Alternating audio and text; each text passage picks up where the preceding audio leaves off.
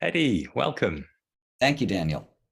Thank you for joining me. Yeah, it's a real pleasure to have the chance to spend some time and chat. We were both involved in a panel this weekend, although the panel was kind of strung out over several sessions, so we weren't actually in the same space at the same time. But I enjoyed tuning in and hearing you on replay the other day, chatting about various yoga-related themes. And what I'm really keen to talk to you about today is what you're in the midst of at the moment, I think, by the sounds of it, research and academic study, which was what I was talking about at the weekend, embodied philosophy, the question of how intellectual endeavors relate to the practicalities of yoga. And it sounds like what you're looking at is very well harmonized between those worldviews, talking scientifically about how yoga helps people. And I was wondering if you could tell us a little bit more about what you're researching and what you've found.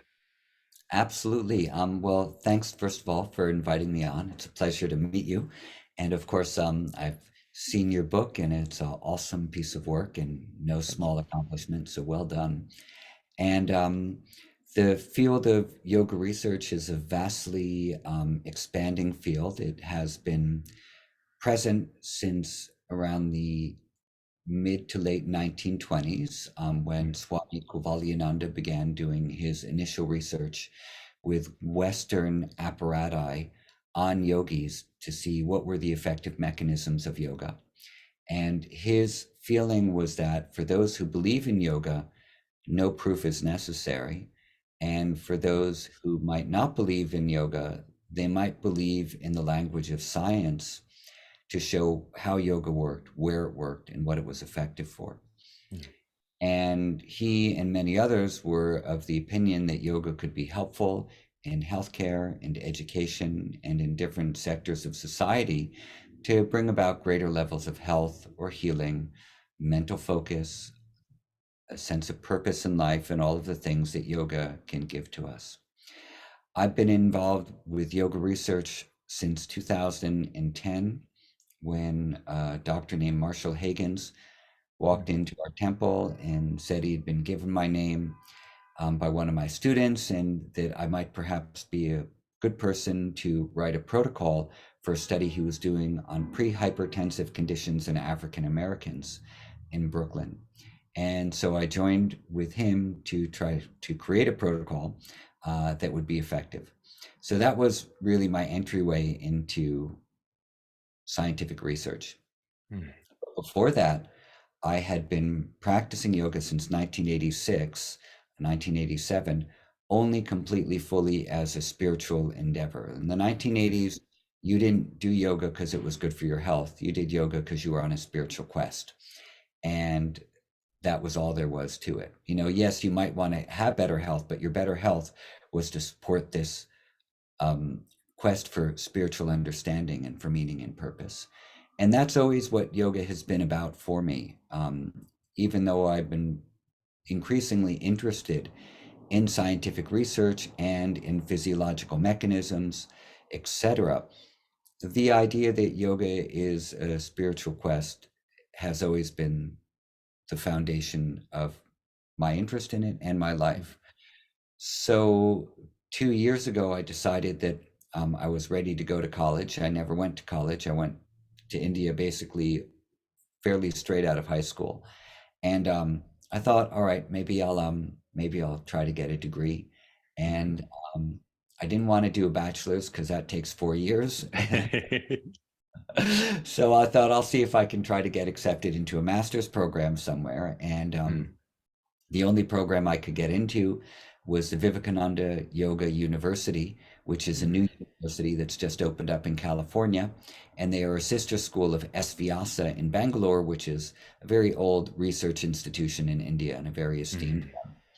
And I'm in my final few weeks of my second year, we would say, of the Masters of Science program, currently working on my dissertation. And what I've decided to look at is it possible to measure spirituality in yoga? And is it possible to measure what mechanisms might be contributing to that? And in specific, I'm looking at levels of perceived stress and anxiety. And if those levels in yoga and non-yoga groups have a bearing on a sense of purpose and meaning in life, and in how much we are continuing to search for purpose and meaning in life. And one of the reasons that I settled in on meaning of life and purpose of life is because one of the essential characteristics of yoga is this thing called dharma, which you are Mm, very familiar with. One of the many translations of dharma is purpose or purposefulness that we each have in our lives. And so I'm making or I'm equating the idea of a presence of meaning as a presence of understanding or feeling one's own dharma or swadharma, one's own dharma. And that's basically what I'm looking at. So I'm in the data analysis portion. I'm looking at the statistical analysis of all the research I've collected. And and I've been writing it up for the past month or so. It's due next week. And we'll see what I come up with, or what the okay. data shows, rather. Oh, Not what I was about to say, any sneak previews from your glances at the data before you write it up, or is it still being weighed? I would like to say that the data is promising for yoga. Well, that's encouraging. But we'll see. It's an interesting thing to do. I've wanted to, I have a clear understanding of why I do all these things, and that Mm, there are certain worlds that I'd like to participate in. And one of the worlds I like to participate in is this larger world of the yoga dialogue. And there are many facets of the yoga dialogue. One facet of mm, the yoga dialogue is history. Another facet of the yoga dialogue is philosophy. Another facet of the yoga dialogue is science. And all of these things are equally interesting to me, and they all kind of go together in certain ways as well. So I want to be educated, and I want to be educated in such a way that I can participate in these discussions and in these dialogues, because it's the world that I want to inhabit. mm. So part of getting a master's degree is so that I can participate in higher order discussions about these topics. Thank you. And I'm really intrigued by the attempt to define spirituality, because that would be, where I would probably stumble over my feet and fall flat on my face. And it's interesting, I think, to anchor it in this question of dharma. Although I'm immediately wondering whether it needs to be a spiritual project to find meaning and purpose in life, and whether that could be something that people might have found for themselves in the non-yoga camp, for example, just by having a kind of existential sense of purpose that's self-directed rather than perhaps coming from somewhere deeper within. I don't think that you need to call it a spiritual undertaking. Hmm. Um, and I think that having a sense of meaning or a sense of purpose in one's life is a fundamental necessity for all people. And I think that when people have a sense of meaning and purpose, their lives are a little bit more fulfilled. Um, there's a lot of research which has been done on this, and often the words spirituality are used in Hmm. regards to it, but not always. One of the things which has been shown also is that higher levels of sense of meaning and purpose indicate higher levels of psychological well-being and higher levels of physical health as well. So from a yoga point of view, that's very interesting, because we're doing things like asanas and pranayama, as well as practicing behavioral things like nonviolence and truthfulness. So these all link up with physiological well-being, psychological well-being, emotional well-being. And all of these things loosely get lumped into this category of spirituality. And it's interesting because the definitions that you find of spirituality in a lot of the research on these topics, where people are trying to measure them, they will say that spirituality has a lot of similarities to a feeling of religiousness, but it could be devoid of any theistic associations. But there's Hmm. a transcendent principle which is quite often found. And what does that mean? Transcendent principle means that you might be thinking beyond yourself, that Mhm. there is, we live in a world which is interconnected. We live in a world which is interrelated. And everything that happens in our lives isn't centered only upon us. And so, with that kind of expanded awareness or expanded consciousness, this is being defined as a type of a transcendent principle, transcendent of only an individual self. And this is a hallmark of yoga, that you begin to think beyond yourself. It Yeah. spontaneously comes just from doing some stuff with your body and slowing down your breathing and thinking about a couple of contemplative things. All of a sudden, things begin to expand and become interconnected. This is found, has been tested on every individual practically who's done yoga over the past several thousand years. There's an expanded sense of self beyond my own narrative. And that's compelling and interesting. So those are some of the things they look at, and some of the things that get lumped under this word spiritual. I guess the question, though, is what happens as a result of that engagement beyond the boundaries of the self, and where one takes that. Because I'm sure we can all think of examples of people who were, very skilled at being able to access these sorts of states, but very unskillful in their worldly behaviors.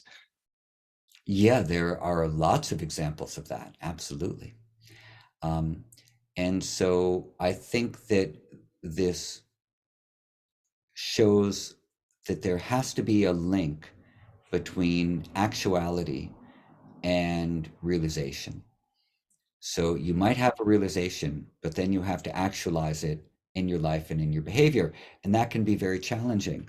If you have any unresolved or undealt with traumas or proclivities or genetic inheritances or some scars or whatever it might be, if you haven't dealt with those things, then they're going to display themselves often in um, hurtful and unpleasant ways.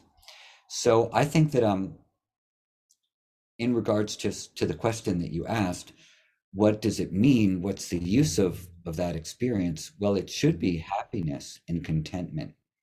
Mm. That's what it should be. If you have a deep sense of meaning and purpose and you're living in alignment in that, with that meaning, with that purpose, then it should lead to santosha, this deep levels of contentment and joy, the unsurpassed joy that Patanjali speaks of, that then you share with those around you. But if you have an inkling of your purpose, but you don't take active steps to live in alignment with it, then you're still living in a denial-based existence to a certain degree. I don't know if that is agreeable to you or isn't. Makes a lot of sense. Although I can't help but come back to the fact that we're all human, and therefore we do have a lot of those conditions that you alluded to, of unresolved traumas, tendencies, some scars, and afflictions. The capacity to misbehave and to need to make amends and to course correct and to learn, and in my case learn the same lesson again and again and again, and I don't think I'm alone there. um, and yet at the same time, something happens. It's not necessarily a linear path. And I was struck, I noticed you'd published something recently about yoga and pain, and observing the ways that the various techniques of yoga practice, but also the broader perspective of how to look at life and one's place in it, have a rich range of potential sort of impacts on your experience, but it's not necessarily linear. It doesn't affect everybody the same way, and there can be ups and downs. And so there's this constant process, really, of having to steady the ship and being able to keep moving and not to get caught up in the shallow silt and get stuck, which is something that can happen quite easily as we get buffeted around on the waves of life. And there's Yeah, one time, totally. one. I want to, Please, before you please. ask the question, hold on to your question, but I just want to Mm, say that that when you have a sense of meaning and purpose, also your meaning and purpose is allowed to change over time. And mm, even when you settle on one meaning for now, it's not game over. It's just, now I have a guidepost. Now I have something to look to. And I'm going to mess up and I'm going to stray and I'm going to struggle. But at least I have this thing that I felt inside me that I can continue to check in with, rather than not have anything inside me to check in with and feel lost all the time. So this is a way of finding, this is what it means to be found. If you find some purpose, you found something in yourself. And that's what finding yourself is. But yourself might change. And so you need to also be willing to allow things to change and to keep looking. So even though you found some meaning, it doesn't mean that it's game over. It means that it's game starting. And Mm. now I can move forward with this and allow it to change as it needs to. Maybe it won't change. Maybe it will change. But definitely there will be struggles along the way. And this is why I think Patanjali says in discussion of asana that when you become established in asanas, then Mm. tato twandva anabhigataha, Mm. you, it's not that you transcend the pairs of opposites, hot and cold, pain and pleasure, success and failure, praise and blame. Those will still exist for you, but they won't throw you off as much as they were a person who's not established in stability. So they don't disappear, but you getting lost in them, uh, you become more resilient with the changes as they come towards you. So I Mm. think that's definitely one of the things that we can aspire to with these types of practices, to become more resilient to the changes of life because we have some type of an internal anchor. So anyway, I'm sorry, carry on with your question. No, that's okay. That's okay. I might even park my question and come on to another one quickly, just as a stepping stone, because one of the things that changes, I think, is our engagement with these teachings, which changes the teachings. There is this sort of interrelationship between the observer and the object of observation and the process of observation. And it's transformative. And yoga has come to the West. It's serving new people in new contexts. And what we're asking for from it might be very closely related to what people have been engaging with in the past, but it takes on a slightly new meaning in a new cultural context. For example, the word you referred to earlier, swadharma, in the context of the Bhagavad Gita, for example, is it's presented as something that one is effectively born into. Depending on your varna, you have a different dharma, and that's the basis by which people have become priests and handed things down through their family lineages. The reason why Arjuna is tasked with fighting. But we get to choose a little bit more, it seems, in this Western world of asking ourselves, what our purpose is. And I was wondering if you think there is a difference there, or whether actually something similar is going on, that there isn't necessarily as much choice as we might like to imagine. Yeah, I'm not sure. Mm. I'm really not sure. I think that there are definitely going to be cultural differences between the way yoga is understood and perceived in Hinduism and the way that it's understood in England and the way that it's understood in America Mm. and the way that it's understood generation to generation as well. So a lot of these terms are going to be what I feel could be umbrella terms. And Mm. dharma has been used in different ways at different times and in different contexts. Mm.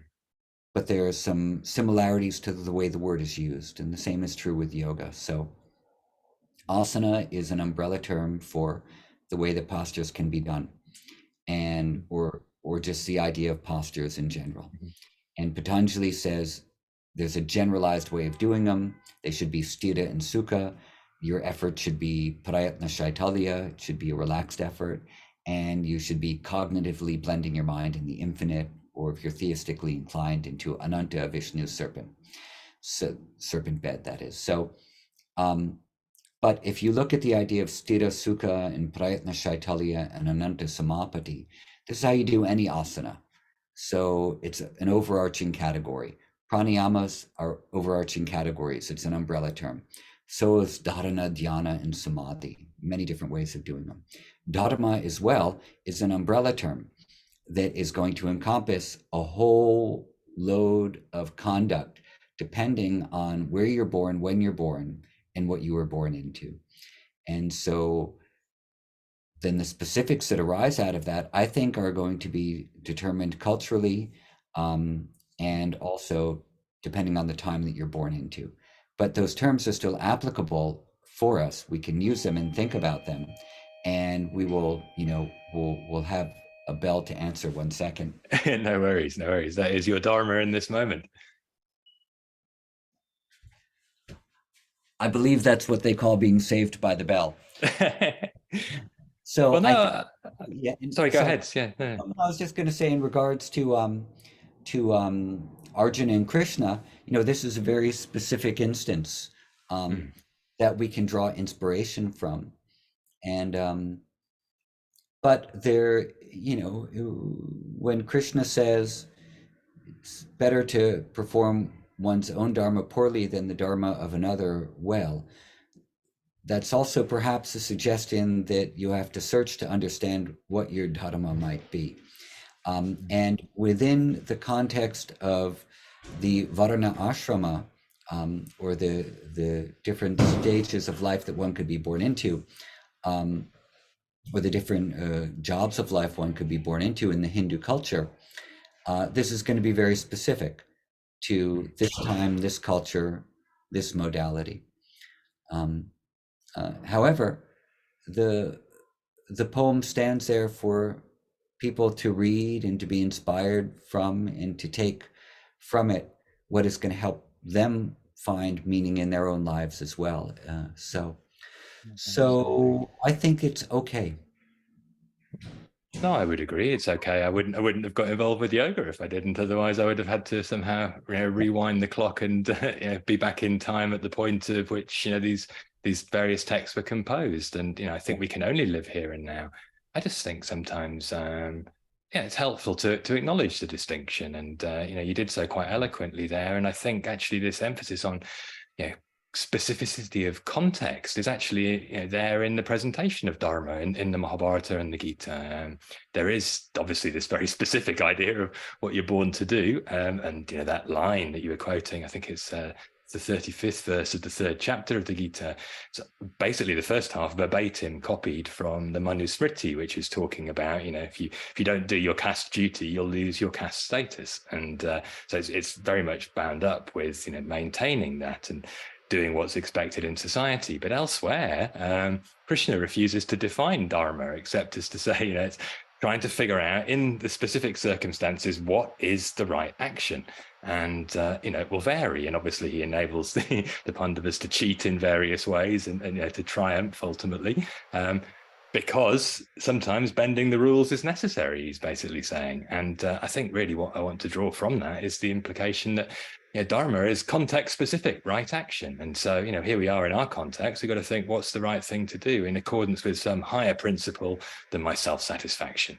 And we might actually find a deep degree of self-satisfaction of a different order when we're not thinking so self-centeredly about what that means, and instead finding our place in a bigger picture, as you were alluding to earlier. Yeah, but what that looks like will be different than a Varnashrama model. Exactly, and it will look very different than the battlefield of Kurukshetra. And I think the things that you just outlined are essential for emotional well-being, for social well-being, or for emotional intelligence and social intelligence, and all the ways that we talk about things these days, that contribute to this idea of dharma. And these are these are some of the ways that we might start to use language in different ways to convey a principle. And there seem to be principles in this human universe that we live in that are consistent over time. And this is one of the things, and this has also been one of my arguments towards the idea presented by Mark Singleton and James Mallinson and others, that there's no cohesive yoga, that there's just a lot of different disparate things. And my argument has been, I think that there is one cohesive yoga, because foundationally yoga is about the mind, and every single different yoga undertaking, whether it is for good or for nefarious reasons, as David Gordon White has spoken about. You Sinister yogis. exactly, you have to be able to control your mind in Yeah. order to achieve anything.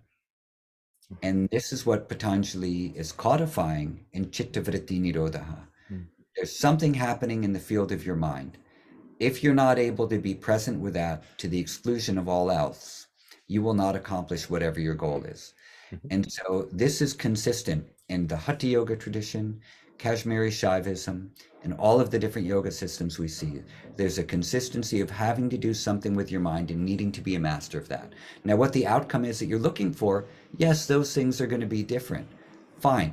But that's not a problem because in Yoga Sutra, the Lakshana Sutra, the defining characteristic, says you got to do something with your mind. And everyone else agrees with that. They just have different outcomes. Let there be different outcomes because there's going to be different types of people, different kinds of necessities. But the methodology that you're using, the underlying capacities of that or the underlying mechanism is going to be something to do with the mind, something to do with chitta and the stuff happening in chitta and being purposeful about that. And to be purposeful about what you have in the field of chitta has been likened by Shamranganathan to be this engagement with dharma, an engagement with different morality codes or engagement with the underlying characteristic of chitta. So I think that's all very interesting, and I think that's why we all have a lot more in common than than we need to think otherwise. That wasn't a very good sentence, but that It's we all have a lot in common within yoga because the underlying thing that we're trying to do the same thing with our minds, but we might have different outcomes that we want to get from it, which is fine. That's swadharma. But the process is going to be very, very similar. And in that, I think we should highlight these similarities rather than try to say, there's no cohesive yoga, because who does that help? Well, that doesn't help anyone. All that does is that gets misinterpreted by a naive audience that says, oh, there's no cohesive yoga. Now I can do whatever I want and call it yoga, and it's all yoga. And that's the problem that we see in America right now. I don't know about you. I wholeheartely agree with that. Yeah, there's a real problem there if we start, basically dismantling it to the point that there are no building blocks. But I think in the defense of the scholarly world, I would add, though, that there's also a tendency to assume that the inputs are always unchanging. I mean, the outputs can be, various, as we were just acknowledging. The modality of mind control is a constant factor. It's true.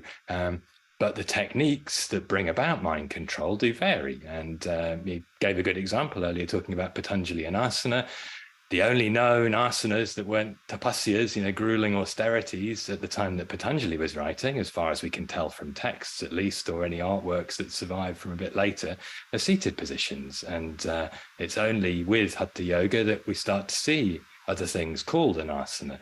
So even interpreting those sutras on asana in relation to anything other than sitting for a very long time is already a new thing, and it's inevitable, and it becomes part of the way that we make sense of change and make what we're doing today actually harmonious with that principle that Patanjali is talking about. Just because he wasn't describing lots of asanas doesn't mean that we can't concentrate while practicing asana. But we need to be clear that it's concentrating that is the thing that has to be allied with whatever the new input is. So I wholeheartedly agree, unless there are some, clear sort of basically lists of bullet points of these things are almost non-negotiable. Otherwise, we're not talking about yoga. We're just talking about throwing your body into positions. Why would there be any continuity? And yet at the same time, we have to also acknowledge there's been change. So the only way to do that is to first strip apart the idea that there's one true yoga. It always came from the same place and it's been timelessly the same, which I think, certainly when I started out in the yoga world, that was the message I heard from lots of different directions. And I found it quite refreshing to be invited to consider that things do evolve. And I think the only problem was that went, a little bit too far in another direction, which almost suggested there is no inherent anything anywhere, and in the middle of the yoga onion is emptiness. And I don't think that's true. There might be in our experience, but in that emptiness there's also fullness. And there's two ways of approaching the same thing. Lots of metaphors in yoga texts come about it in that way. It's the thing that's beyond language, and using this ability in us to see beyond the confusion in the mind is what opens us up to some other mode of perception. And it seems that originally that's what yoga was that state, rather than the technique we might have used to access the state. Yeah, I mean, in the Shankaracharya commentaries, which I know you're familiar with, there's 11 or 13 asanas which are listed at under that section. And whether or not this was written by the Adi Shankaracharya or another Shankaracharya, these the last word of this is Adi, which says and etc. etc. Yeah. So and also the idea about the sutra form of literature not being an instruction book, but being like teacher's notes, or the codification of ideas that will then be elaborated on, is not going to allow for a great degree of detail in the listing of asanas anyway. Of course. Yeah. So honestly, we don't know what was there. That's the most important thing, actually, that the scholars don't do, which is to acknowledge before we say anything, we really have no idea just how much we do not know. Exactly. We do not know. And the only thing that we do know is what the different traditions are holding on to and saying. Exactly. So I am going to default to allowing India to define her own narrative of the yoga tradition going back thousands of years, rather than the Western scholars imposing a new narrative now about what they think their narrative means. I think it's very important culturally to allow a tradition to be able to say, this is what it is, and this is what we've always said that it is, and that's why it is this. There was an interesting genetic experiment done, or a gene measurement experiment done on Native Americans. And the Native Americans, a certain particular tribe in North America, who had said they'd been on these lands for 10,000 years, and a lot of their storytelling was related to the 10,000 years that they have been on this particular plot of land. And some researchers were examining their gene pool and to determine whether or not this was true and what the continuity was. They were worried that they would find that it wasn't true, and then they would wonder, what is this going to say about the narrative of this tribe? But when all of the measurements came back, it found out that actually the Native Americans were right. They had been on that particular patch of land for about 10,000 years, and it could be measured. And therefore, this narrative that they had been holding up, which nobody believed in the Western world, actually was very true. And so we find this time and again that cultures have a narrative, possibly because that narrative is very true. And therefore, we should listen to what they're saying rather than trying to decide whether or not they're right, but engage with it on the grounds or on the, within the parameters that they propose. So I find that to be a little bit more exciting and interesting and fascinating, because there's so much out there that's untranslated or that, okay, so I'll give you an example. This is not an example, but it's just a story about how things that you thought were missing can be filled in. Okay, so in the 1930s, Pattabhi Jois was a student at the Sanskrit College from around 1931 until 1935 or 36 or 37, and then he became a professor there. And his roommate was a guy named Mahadeva Bhatt. He had two roommates. One was Mahadeva Bhatt. Mahadeva Bhatt was a student of Krishnamacharya and was a couple of years older than Pattabhi Jois. They were best friends. I have a photo of the two of them sitting together, one of their college photos. They used to do demonstrations together, travel together, etc. Mahadeva Bhatt and Pattabhi Jois got married around similar times, and both had kids. After they both had kids, Pattabhi Jois used to sometimes babysit for Mahadeva Bhatt's children as well, when Mahadeva Bhatt and his wife were doing demonstrations with Krishnamacharya, et cetera, et cetera. But then sometime around the late 1940s, 1950s or so, Mahadeva Bhatt basically disappeared from Mysore, never to be heard from again. Pattabhi Jois didn't know what happened to him. The trail went cold. And when I was helping to translate Yogamala and do some work around that, I was looking in, and also when I did the book of interviews with Guy Donahue, we were really searching for Indians who had met Krishnamacharya or had studied with Pattabhi Jois early. But no one knew anything about Mahadeva Bhatt. End of story. 2 weeks ago, I was in Oman giving some lectures in Muscat. And a gentleman came up to me and he said, my grandfather was a student of Krishnamacharya at the same time as your teacher, Pattabhi Jois. And I said, oh, what was your grandfather's name? He said, my grandfather was Mahadeva Bhatt. And I said, that's amazing. I've been wondering about this guy for decades, like literally. I've even written about him. And he said, I know, I saw you writing about him in Yogamala and other places, but what happened was he started going up to Bombay to teach and had a patron there, and he and my grandmother moved there and just lived in this patron's house and taught yoga there for decades. And then at 75, my grandfather passed away. And now my grandmother lives back in Bangalore. She's 102. She still practices yoga. She still teaches yoga. And she remembers everything about what Krishnamacharya taught her. So last week I had a phone call, a Zoom call with her and with this gentleman's uncle, who is the son of Mahadeva Bhatt. And we talked about Krishnamacharya. She showed me her teaching certificate from Krishnamacharya. Oh, wow. She talked about the practices. And it was amazing. So like out of nowhere, decades later, here this person reappears. And one of the fascinating things was I asked her a bunch of questions, and one of them was, when you were studying with Krishnamacharya, did he have a name for the yoga he was teaching you? And she said, yes. He called it Ashtanga yoga, which I thought was absolutely fascinating, because most people think that's a brand name, that Pattabhi Jois was trying to apply on top of what he was teaching. So we had a very interesting conversation. I'll be speaking with them again next week, and probably will write something up about him because he's a fascinating character. But this is a long story to show. There's so much we don't know.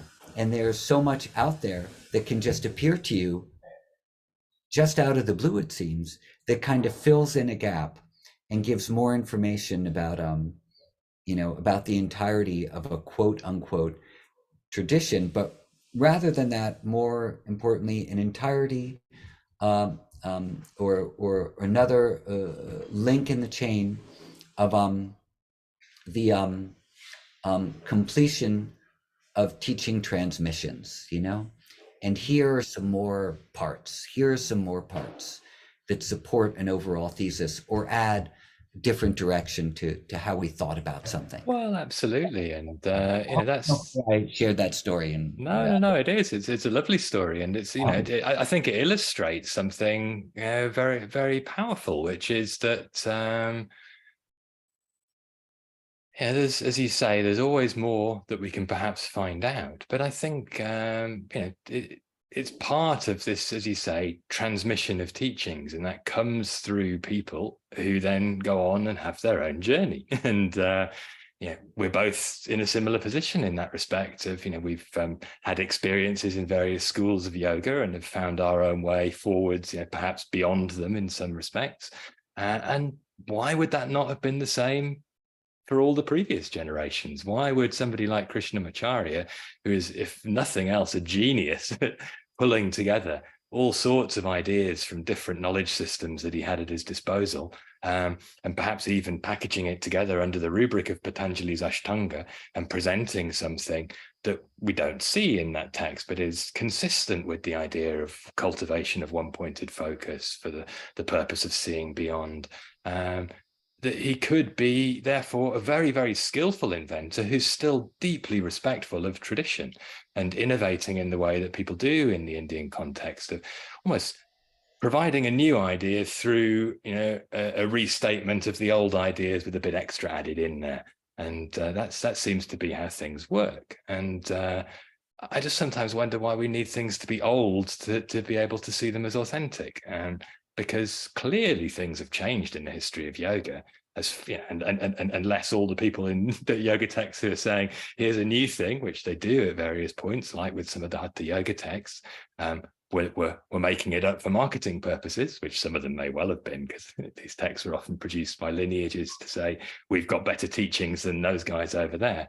But I think there is this creativity, and the reason it interests me is because we can't avoid being creative now. And if we're going to try and be creative with integrity, it's helpful to maybe consider how others have gone about that in the past, and to think about how, while things change, there can still be continuity, and how to keep some of that continuity alive as we go out in the modern Western yoga world. And I'm often talking to people about this in teacher training formats where, there is this temptation for them to just go out there and find their niche and market any old goodness knows what and call it yoga. And if we're going to try and make sure it's got some integrity and connection to tradition, then we have to, I guess, be able to see how that works, the creative restatement principles and the moving into a slightly different direction, because that will be involving some invention. That's what we do. Did you never think of a new idea when you were teaching? Well, I think that there's a distinction to be made between being creative and having new ideas, and being anchored in what a particular tradition holds. So those things are not mutually exclusive. To address the idea that why does something need to be old to be considered more authentic? Well, I don't think that it needs to be considered old. I think it's to be anchored in some kind of a truth, and some Yes. kind of truth goes beyond time and space in the way that we like to think about them in regards to a linear timeline, when we use the word old. And again, in the Hindu tradition, the calendar is not linear, it's circular. Time is circular. 100%. Yeah. And the way that we talk about time is a social agreement. It doesn't really exist. Old and new are social agreements that cultures make depending on what they are.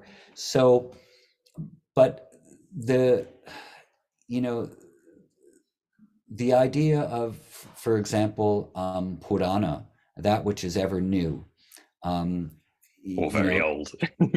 old, is, there's this constant retelling where something is continually is always new with each retelling, but it's anchored in something. And if you're not anchored in something, then you will be lost. Then Yes. anything goes. So what if the anchor you have is very general? And what if the anchor is very general to the point of saying, this thing that we like to call yoga simply means that you are doing something with your mind. And the thing that you're doing is you're either slowing it, or you're holding a particular idea in it, or you're investigating something very, very deeply.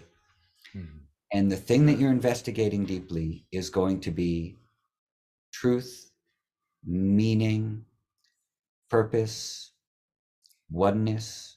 Could be any of these types of ideas, and these are all offered as options. But the thing which is the anchor is that you will be moving your awareness towards this thing. And then that thing is going to teach you something. And then you are going to change. And then you might continue to go through that process again and again and again on different levels. And that process of transformation within you will keep occurring. But your essential awareness doesn't change, because the essential awareness is always just observing. But the thing that you're observing might change. So awareness doesn't change. Awareness is going to be a constant. When I was 18, I remember lying in bed after a particularly interesting a psilocybin journey. And I was back in waking reality, and it was early in the morning, 5 maybe, and I was lying in bed thinking, this awareness that I have in me now, this sense of observing, is going to be exactly the same when I'm 50 years old. Hmm. Maybe my hair will look different, maybe my body will look different, but this sense of awareness will always be just awareness. And I remember that vividly at 18. Hmm. And now I'm 56 or 55, 56 running. And it has held to be true. That sense of awareness has been a constant in my life. Even when I've got lost or done things wrong or made mistakes or whatever. But this sense I can lie down or, sit and meditate and have a sense that it's still present. That thing is still present. And this is something that is not unique to me, but anyone can feel. And so this is a constant. And to be able to manage the stuff which is going to happen in that field of awareness is yoga. And then the outcomes can be different. The ways to do it can be different. Hmm. But the management of what's happening there is yoga. And then it can take a variety of forms, a myriad of forms. And we expect it to take a myriad of forms because there are a myriad of people. And so that expectation should be built into this idea that, yes, it's all going to be different, but no, we're not saying that there's not one cohesive thing called yoga. And so that's my particular belief. And that's what I'm trying to support through the work that I'm doing. The reason I'm trying to support that viewpoint is that I think that uh, it can be helpful for people to understand that we can have a constant that doesn't diminish individual expression. That's all. But And I think that's why do we need a constant? Why does that need to be there? Well, because we have to have respect for where these words came from. And so if you want to say yoga is anything I want it to be, and there's no one, cohesive tradition, fine. And it's a bunch of whole different things or whatever. And you want to do that in a Western context, fine, but use a different word. Don't use the word yoga. Um, but if you're going to use the word yoga, look to what has been constant in the textual tradition, and be grateful for that, and have respect for that, and then understand that it allows for variation, and variation is okay. I understand this idea that has been proposed. That yoga has been an unchanging tradition and there's one correct way of doing it and all these types of things. And, I subscribed for that for some time when I was not thinking critically. And then when I decided to think critically, I didn't think like that anymore. And I developed some ideas that were, I think, more nuanced.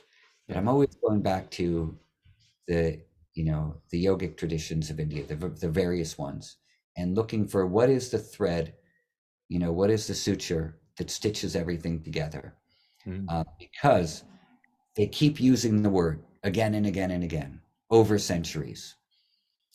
They Well, keep using even it again and again, and so if they're using the same word again and again and again, there has to be some thread of continuity, and that's the interesting thing to me, not the differences.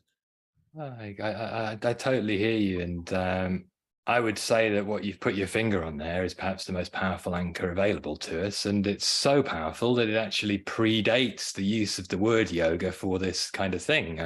Goes back to the oldest Upanishad, the Brihadaranyaka. Yajnavalkya basically says there's only one instruction you need to attain immortality: by what means can you perceive the perceiver? And that's basically this question. And coming back to where we started, science still can't figure out what is consciousness. There's all sorts of attempts to try and measure things and come to working hypotheses, but there are some things that elude our current capacity to measure, that we can have a direct experience of.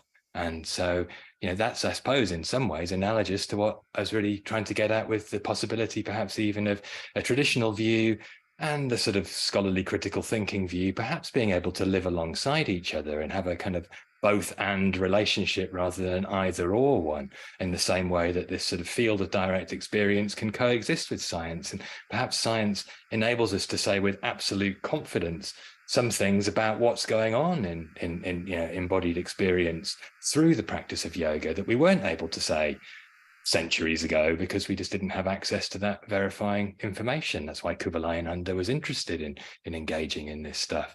But there's also things that we might never be able to explain with science. And so, we can have the two ways of talking about things existing alongside each other. But the only way that they're going to be harmonious is, as you say, if they allow for the existence of this connecting thread. If somebody wants to destroy the connecting thread, then everything falls to pieces. And yeah. But when it comes to how, quote unquote, science, it's not one thing, like yoga won't be one thing. It's trying to examine consciousness. There are going to be different fields of that as well. So from a materialist perspective or brain-based perspective, which is how most physiological sciences are examining consciousness, consciousness is created by the brain. Consciousness is something that we have. And so if you're unconscious, for example, you're brain dead, or you manipulate the brain in particular ways, it will change your states of consciousness, or whether you are considered a fully conscious being or not.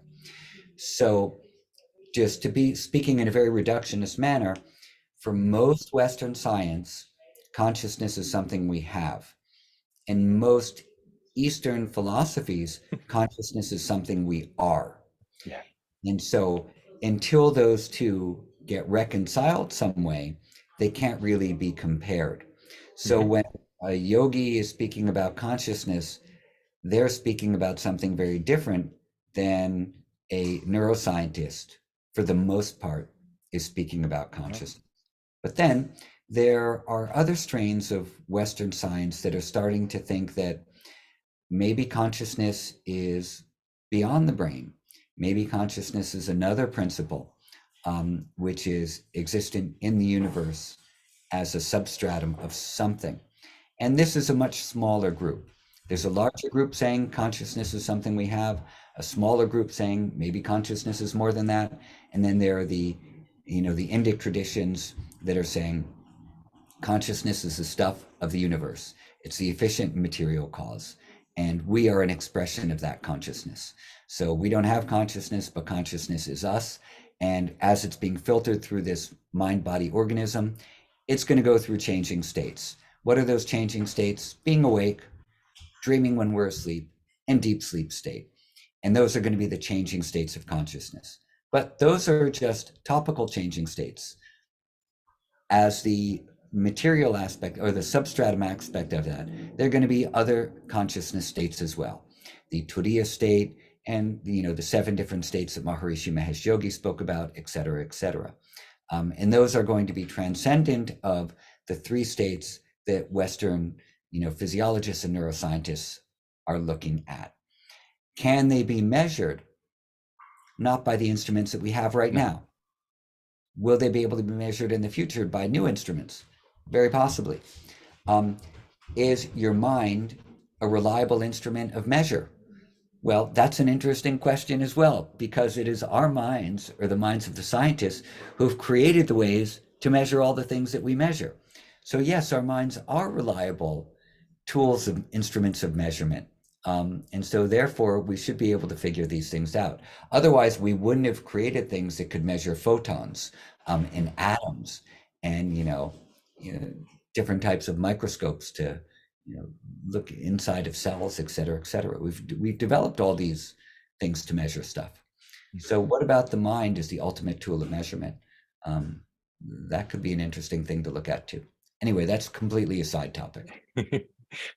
Well, coming back to science and measurement and where we started your research, I just wonder, given some the limitations of the measuring equipment and the whole scientific paradigm, what limits there might be to the therapeutic application of yoga, given that it's all very variable, there's a lot of moving parts.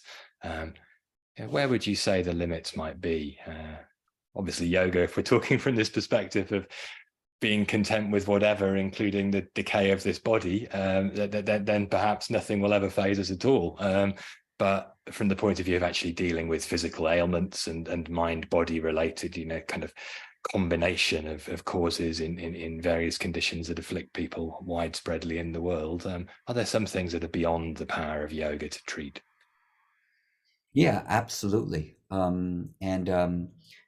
There's a tremendous amount of limitations with therapeutic yoga, and there's a tremendous amount of limitations with spiritual yoga as well. Mm. Otherwise, everyone who did yoga would be enlightened now. Mm. But if we looked around and we did a sampling of the millions of people in the world who are practicing yoga, what are the levels of full awakening that we see observed? It would be extremely, extremely, extremely low. So Mm. yoga itself has a big limitation on what it promises, but Mm. at certain levels, it's going to be effective for a variety of things. So whether it's going to be effective spiritually, emotionally, mentally, or physically, there'll be a lot of limiting factors and a lot of determining factors on that. But we try anyway. Even if it might not work, we're still going to try to do something. And it might work for some people, and it might not work for all people. And that holds true for different types of pharmaceuticals and different types of osteopathic treatments and different types of physical therapies and different types of breath work, different types of meditation, different types of behavioral principles, different types of asanas. Not everything works for everybody, but some things work better for some people, and some things work better for lots of people. And so, what do we look to when we're doing research? Is we look at, generally speaking, not all the time, but what are the things that are going to work for a lot of people? And Mm. if this thing works for a lot of people, then we can say, generally speaking, this is effective. We can suggest that you try it. I think that's what we're doing with yoga now anyway, for general usage. You're teaching yoga, you're teaching philosophy, you're going to groups of people and you're talking about the same thing to those groups of people, hoping that it's going to land the same way for 30, 50, or 100 people or 1,000 people reading your book all at the same time. And you're going to hope that it helps them. Um, and so that's what happens, generally speaking, with science too. You look at a loving kindness meditation and you have a group of people practice it for 8 or 12 weeks, and you see if emotionally they start feeling better. And then if they do, then you can say, this is really nice. Let's start talking more about loving kindness. It's going to help people, generally speaking, emotionally. Not much harm is going to come from it. More good will come from it than harm. So let's encourage them to feel emotionally better. And so you go out and teach that stuff. So I think that's what's happening. So when we look to limitations, they exist. But they exist also for not everyone who does TM is going to stick with it their whole lives. Maybe it works for a month, maybe it works for a year, maybe it works for 10 years, maybe it works for 50. God bless the ones where it works their entire lives. But there's a lot of fall off from every single intervention that exists. There's a lot of fall off. But that doesn't mean we try. And what it does mean is that we look to the things that are helpful for people and we try to keep them alive and we try to give people access to them. So I think that's generally speaking what scientists and what yogis have in common.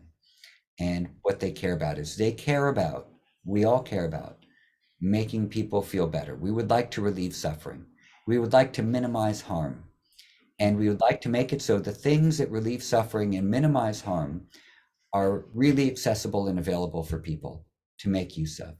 And if these things happen to be low cost or free, like doing some sun salutations or sitting quietly breathing in your own room, that's even all the better, because then you can carry it with you and add it into your life. So that's what I think about limitations. Oh, thank you. Practically speaking, then, at the end of one simple thing, it seemed that one practice that you were particularly focused on was just a very simple breathing technique. Would that still be perhaps the most universally applicable way of just finding a little bit more calm and ease in the mind and the nervous system, do you think? Or does it really depend on the person? There's lots of different possibilities. Breathing is one of the easiest ways to center yourself. And there are a lot of different ways of using the breath to do that. I gave one example in one simple thing of a practice called resonance breathing, which is very useful. Um, and everyone has their own natural resonance frequency within their own nervous system. So it's a matter of finding that frequency, finding that breath pattern, and practicing it with regularity. And then that makes a shift in how your nervous system is responding to external events. So one of the important things about the breath is that it is a self-regulatory mechanism. We can't regulate the world. We can't regulate the events in the world, but we can regulate our responses to the things that are happening in the world and the things that happen directed towards us from the quote unquote world. And so this ability to self-regulate is an intrinsic part of any spiritual, contemplative, or yogic practice. And all those practices, fall into their own categories. Breath is common among all of them. And the reason is because it's a self-regulatory mechanism that moves our awareness inwardly to have a sense of what's happening inside me right now. And there are many, many, many layers to that. So if you're going to do one thing, do the thing you're already doing, which is breathing, but do it with awareness. And anything on top of that is additional. Thank you. Very good advice. And one last dimension, I heard you mention at the weekend you're starting a teacher training in which there will be an asana component, but that won't be Ashtanga yoga. And obviously, you've said a couple of times recently that I've heard that you've really sort of moved away from identifying yourself strongly with Ashtanga these days, and have spoken about some of the struggles you went through, I suppose, in coming to that conclusion. I just wondered if you might say a little bit about when it was that you started to have doubts about the usefulness of that approach from your experience, your own perspective, and how that played out for you. Okay, so thank you for asking that. I don't have doubts about the usefulness of Ashtanga yoga. I think it's a very useful methodology. I think it's a very useful system. And it was very beneficial in my life for several decades. And it continues to be very beneficial for a lot of people who are practicing this style of yoga around the world. So I don't doubt its usefulness. But what was starting to happen with me is that it wasn't really working well anymore for my needs. And I was starting to feel tired. When I was finishing the sequences that I was doing, even if I was modifying the sequences somehow, still somehow my nervous system wasn't responding in a positive way anymore. And all systems have flaws. Like we should expect that, and that's okay. And they're systems because generally speaking, you can teach them to a lot of people. Exactly. That's why it's a system. And that's where it becomes very useful. So generally speaking, this is going to be good for a lot of people. We already talked about that. But there's going to be a certain point, for the most part, but not for everybody, but for the most part, where the usefulness of a system begins to change. And one of the things that was not provided to me and to many of my peers was, what do we do when this doesn't work anymore? Yeah. What do we do when we start to age? What do we do when we're working a tremendous amount? What do we do when we have pain? These things were not really provided. So I had to start looking to other places. The first place I started looking was the memory of what I used to practice when I was younger and the way those practices made me feel. And so I started doing some of the hatha yoga practices I had learned when I was 18, 19, 20, 21, which were very simple and very gentle before I started doing Ashtanga yoga when I was 23. And I just renewed the sense of listening within my body for what I should be doing. And then I started looking in some different Hatha Yoga texts and different Hatha Yoga books that I'd found in India that gave an array of different asanas or an array of different ways of doing things. I started looking at the teachings of Dhirendra Brahmachari Mhm. and some of the things that he was doing. And I just started practicing all this stuff. And I said, I'm just going to make myself, I love yoga. I always have. I just need to make myself feel good in my body again and feel vitality and energy and all of these types of things. So that's basically what I did. And then I started looking at different ways of doing Ashtanga yoga as well, using different breathing patterns and different ways of combining different parts of the sequences to have outcomes that where I would feel deeply renewed and nourished and restful and relaxed. Um, so a lot of experimentation, a lot of using my body as a science experiment, which is what I've always been doing. But for a couple of decades, I was imposing a practice on my body because I thought that's what I was supposed to do, because it was part of my identity. Um, Mm. and so part of my identity was having a place in the hierarchy of the Ashtanga yoga world.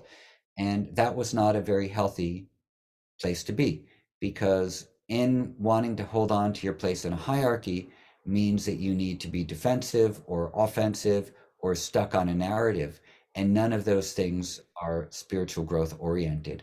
So I didn't want to be that anymore, and also it made me a little bit mean, and I didn't want to be any of those things anymore. So I had to go through a lot of processing, and that is, of course, part of the spiritual quest and the spiritual journey. You get lost, and then you got to get found again. It's a very rare person who doesn't get lost for a while. I This is hear you. normal, and I think the best thing to do is when you get lost is to say, "I'm lost, and I need to find myself again." So that's what I've spent the past couple of years doing. So I still teach Ashtanga yoga. And I also teach some other things too. I teach my current practices that I'm experimenting with. I teach different pranayama practices that I've been experimenting with. And I test these things out and I see the result on myself. And then I test it out on other people and see the result on them. And then if the result is largely positive and is consistent with what I'm hoping to achieve, then I just continue to propagate those things. And so that's the scoop. And when we do our teacher training next year, it'll be a year-long training. There will be an asana component, and the asana component will basically be looking at a bunch of these different asanas and different ways of doing them that can be useful in different situations. It's not yoga therapy because I'm not looking at disease treatment. I'm looking at um, addressing energetic changes and spiritual needs of practitioners. So we're really looking to what is the purpose of yoga according to the yoga texts that we read, spiritual growth. There are going to be different types of temperaments that come to yoga. They need to do things which are appropriate for them so they can also have spiritual growth and not do the thing that someone else is doing because that other person can do it, which of course is not listening to one's own swadharma that we discussed earlier. So that will be the asana component. And I'm still figuring out exactly what it's going to look like. And what it looks like will probably change over the years as well. And that's where the fun is. Well, So, I've got a quick final question for you because I always had a vision of what it might be like to enter a room that was like a Mysore room, but everybody was doing whatever they felt like. Do you think you could be a teacher in a room where people were freestyling and still be of service, or is the system what enables that mode of practice? so the you I know are very familiar with the sutra of Patanjali in chapter 1, Tat Pradesheda Artam Yekatatva Abhyasaha, the practice of one principle for the attainment of Nirodha. And in the commentary, that one principle is discussed as being the principle of awareness. And so, if the principle of awareness is being practiced in a room full of people who are doing different things, then everyone is engaging in the practice of Nirodha, the process of Nirodha. and of stilling the mind. And the practice of awareness is indeed, I believe, a practice of listening. So it's not doing whatever you want, because that is directed by an aspect of the mind which is subject to likes and dislikes. It's a listening to what does your body need to be doing differently in order to attain peace, in order to embody peace and embody equilibrium and embody restoration of homeostasis. And so that is going to look different for different people. And we are currently trying to run a practice space which is engaging in that. So in this Mysore room, people are definitely doing a lot of different things, and not everyone is doing primary, intermediate, or advanced sequences. They're all doing different things. So, Sounds great. Yeah, I but should like to drop into that room. please come visit. Come visit. Bring some books. Give a talk here about your book and what's in it. We would love that. The invitation is open to you anytime you're coming to New York. We would love to host you here, and love to have you lecture here. It would be awesome. And then you can definitely, of course, practice here, whatever your body tells you to. Thank you, Eddie. Sounds great. Anything else you want to share before we wind up? No, that's all. I appreciate your question about Ashtanga yoga, because I don't want anyone to get the idea that I am not filled with gratitude for all I learned within this system. It's a wonderful system. It has a lot of benefits. I, in my years in Mysore, have given me my whole life, basically, you know, and this temple and the wonderfulness that it's filled with.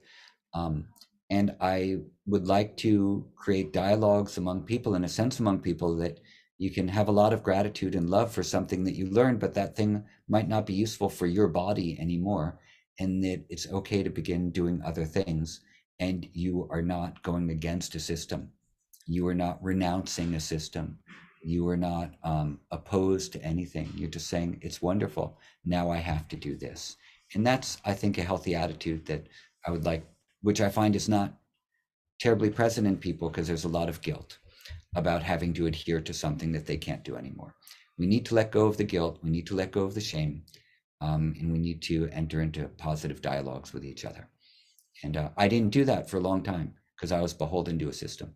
And so for anyone that I hurt because of that, mentally, through my attitudes, like, I'm deeply sorry for that. And now I wish to not be that person anymore. Thank you, Eddie. Well, thank you again for taking the time to speak. It's been a real pleasure, and Awesome. wish you all the best with your research. Thank you. Please do come visit. I'd love to. Okay. I'll talk to you soon. I'll stay in touch. Bye for now.